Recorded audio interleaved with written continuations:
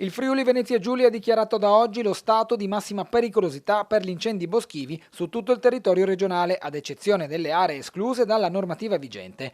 Il provvedimento, adottato dal Servizio Foreste dopo il confronto con la Protezione Civile regionale e il Corpo Forestale, arriva in seguito all'aumento dei roghi e alle condizioni climatiche favorevoli alla loro propagazione.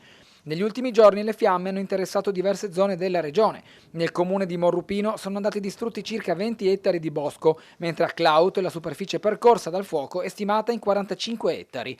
Restano impegnati i soccorsi anche ad Andreis, Tramonti di Sopra, Forni di Sotto, Ampezzo e Sgonico. Questa mattina sono riprese le operazioni di spegnimento a Morrupino e Ampezzo con il supporto degli elicotteri. L'elevata disidratazione della vegetazione, le alte temperature e il vento stanno rendendo particolarmente complesse le operazioni di spegnimento, soprattutto nelle aree più impervie raggiunte da incendi provocati da fulmini.